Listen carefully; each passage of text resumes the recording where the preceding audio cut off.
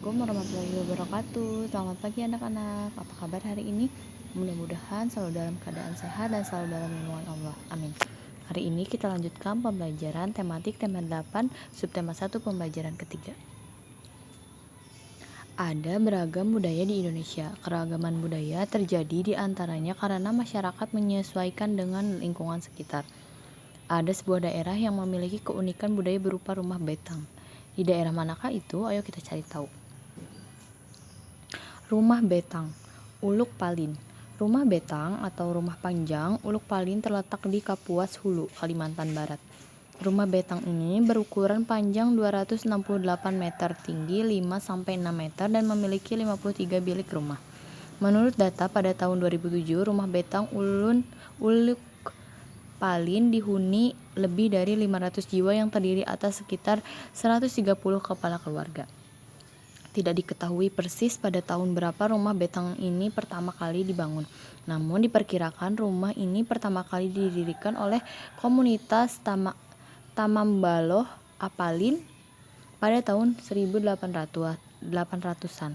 Kemudian rumah betang ini pernah diperbaiki pada 1940-an karena kebakaran. Rumah betang ini juga telah 3 kali berpindah lokasi karena menyesuaikan dengan perubahan alur Sungai Uluk dan Sungai Nyabau akibat erosi.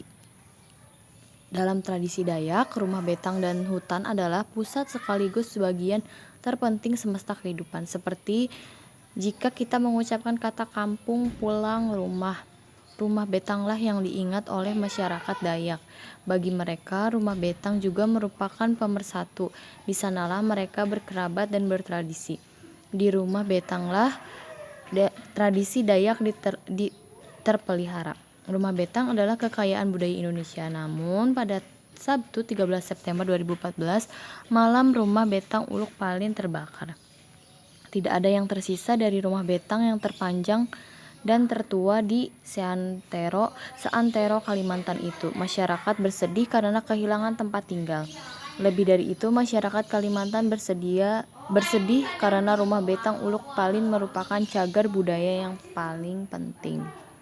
Nah, bentuk rumah adat setiap suku bangsa menyesuaikan kondisi lingkungan alam sekitar. Rumah adat Kalimantan biasanya berupa rumah panggung untuk menghindari serangan hewan-hewan liar. Bagaimana dengan rumah adat daerahmu? Nah, setelah kalian baca ulang tentang rumah betang Uluk Palin, lalu kalian kerjakan halaman 17. Nah, peristiwa apa yang terjadi? Keunikan rumah betang Uluk Palin apa saja, dan kalian cari tahu nama rumah adat di daerah kalian. Nah, keunikannya apa? Kalian sebutkan. Keragaman budaya bangsa di wilayah Indonesia. Kekayaan budaya Indonesia karena berbagai suku bangsa yang ada. Kekayaan itu beragam bentuknya. Beberapa di antaranya berbentuk bahasa daerah, rumah tradisional, pakaian adat, dan kesenian berupa tari-tarian, alat musik, lagu-lagu, dan upacara adat. Semua budaya tersebut menjadi ciri khas setiap daerah. Berikut contoh budaya daerah di Indonesia. Bahasa daerah. Setiap suku bangsa dan berkomunikasi menggunakan bahasa daerah setempat. Dengan demikian, keragaman suku menghasilkan bahasa yang beragam. Perhatikan contoh keragaman akibat keragaman bahasa daerah, yaitu bahasa Indonesia, saya, rumah. Kalau bahasa Indonesianya saya, kalau bahasa Indonesianya saya. Kalau bahasa Jawa ada aku, kula. Kalau bahasa Sunda itu abdi. Kalau bahasa Batak ahu. Kalau bahasa Papua sa. Nah, kalau rumah dalam bahasa Indonesia, kalau bahasa Jawa omah, bahasa Sunda imah, bahasa Batak bagas, bahasa Papua rumah. Nah, keberagaman bahasa daerah itu menimbulkan masalah antar suku bangsa. Tidak menimbulkan masalah antar suku bangsa. Hal ini karena komunikasi antar suku bangsa digunakan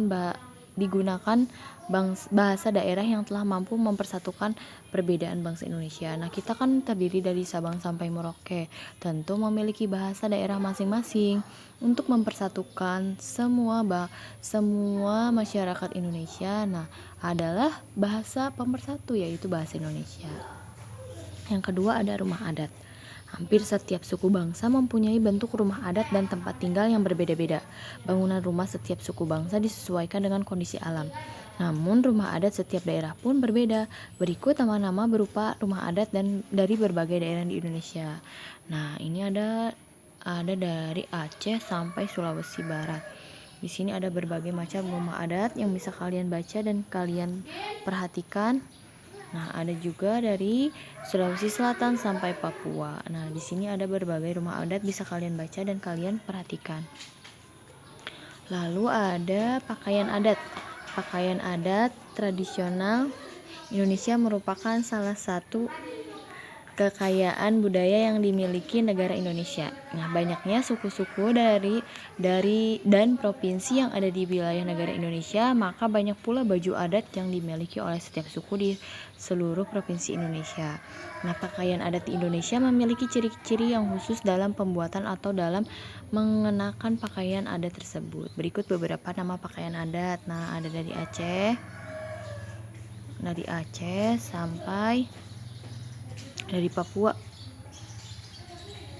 Dari Maluku Utara. Nah, nama pakaian adatnya ada dari Aceh sampai Maluku Utara. Nah, di sini ada nama-namanya, ada Ele Balong, Ulos, Bundokan Duang, Teluk Belanga, Ayasan Gede, Paksian, Kebaya, Baju Pangsi, Kebaya. Nah, kalian bisa lihat dan kalian bisa perhatikan. Lalu ada kesenian daerah. Kesenian daerah di Indonesia sangat beragam. Setiap suku bangsa memiliki kesenian khas yang terdiri dari tari-tarian dan lagu daerah. Berikut beberapa nama tarian di Indonesia. Ada tari Sedati, Aceh, tari Serampang, Sumatera Utara, tari Tandak, Riau, tari Joget, Lambak, Kepulauan Riau, ada tari Campak, Bangka Belitung, ada tari Merak dari Banten, tari Topeng dari Jakarta, dan masih banyak lainnya sampai ke Papua ada tari-tarinya. Nah, itulah contoh keragaman budaya yang ada dalam masyarakat Indonesia. Semua itu merupakan kekayaan negara Indonesia yang sangat dikagumi negara lain. Indonesia memang memiliki masyarakat yang majemuk. Namun demikian, masyarakat Indonesia telah hidup rukun, saling menghormati dan bertoleransi antar warga masyarakat. Masih banyak keragaman masyarakat Indonesia lainnya. Nah, selain keragaman budaya, ada berbagai jenis usaha kegiatan dalam masyarakat. Nah, apa saja? Mari kita simak. Nah, jenis usaha dengan mengolah sumber daya alam. Untuk memenuhi kebutuhan hidup, masyarakat melakukan berbagai usaha. Berbagai kegiatan dan jenis usaha yang dilakukan menghasilkan barang dan jasa. Salah satu jenis usaha di masyarakat yaitu mengolah sumber daya alam dari lingkungan. Kita mengenal berbagai bentuk kegiatan manusia dalam mengolah sumber daya alam untuk mencukupi kebutuhan hidup. Jenis usaha bidang produksi yang bergerak dalam pengolahan sumber daya alam, hewan dan tumbuhan disebut usaha agraris. Jenis usaha yang termasuk bidang agraris pertanian dalam arti luas antara lain persawahan, perkebunan, perhutanan, peternakan, dan perikanan. Umumnya, usaha persawahan dan perkebunan dilakukan di daerah pedesaan karena tanahnya masih luas. Namun sekarang kita dapat melakukan usaha penanaman pada lahan sempit, misalnya dengan cara hidroponik, penanaman dengan media air, atau vertikultur, cara bercocok tanam dengan menempatkan media tanam dan dalam wadah yang disusun secara vertikal. Tanah pertanian ditanami sayur mayur, buah-buahan, dan palawija. Lahan pertanian juga dimanfaatkan untuk perkebunan. Tanaman perkebunan di antaranya cangkih, teh, karet, coklat, tembakau, kopi, dan kelapa sawit. Usaha di bidang peternakan membutuhkan lahan yang luas. Hewan-hewan yang diternakan antara lain sapi, kambing, domba, itik, dan ayam. Selain itu, ada juga peternakan ulat sutra. Kepompong ulat sutra dapat menghasilkan serat bahan baku kain sutra. Nah, bisa kalian lihat di sini. Kegiatan pertanian lainnya adalah perikanan. Usaha di bidang perikanan dapat dilakukan di daerah pantai atau bendungan atau waduk. Nah, akan tetapi ada juga usaha perikanan yang memanfaatkan kolam-kolam di lahan persawahan.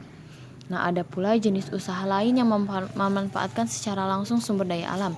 Jenis usaha ini disebut bidang usaha ekstraktif. Dalam bidang usaha ekstraktif, kita hanya mengambil sumber daya alam tanpa harus mengelolanya terlebih dahulu. Bidang usaha ekstraktif yaitu berburu, pertambangan, dan penebangan hutan. Nah, amatilah aktivitas di penduduk di sekitar kalian yang memanfaatkan sumber daya alam. Nah, lakukan bersama orang tua. Buatlah laporan dengan contoh berikut. Yang pertama, jenis usaha kebun sayur. Sumber daya alam yang digunakan adalah tanah perkarangan. Hasil usahanya bayam, tomat, kacang panjang. Manfaat bahan pangan keluarga dan untuk dijual. Nah, kalian bisa cari lain-lainnya. Perhatikan di sekeliling rumah kalian. Kerjasama dengan orang tua. Kerjakan halaman 26. Lalu ada lagi kerjasama dengan orang tua di halaman 28. Nah, bagaimana bentuk sikap toleransi atas keberagaman budaya di lingkungan tempat tinggalmu? Diskusikan bersama orang tuamu. Nah, bentuk-bentuk sikap toleransi atas keberagaman budaya di lingkungan tempat tinggalmu. Nah, kalian tuliskan di sini. Misalnya saling menghargai walaupun berbeda-beda agama dan suku bangsa. Nah, saling membantu atau saling bergotong royong. Nah, contohnya. Lalu, identifikasi kebutuhan dalam keluargamu yang memanfaatkan hasil usaha bidang agraris. Bidang agraris itu pertanian, peternakan, perkebunan, dan lain-lain. Nah, contoh 1, nasi. Hasil usaha yang dimanfaatkan adalah pertanian padi. Nah, kalian kerjakan halaman 28.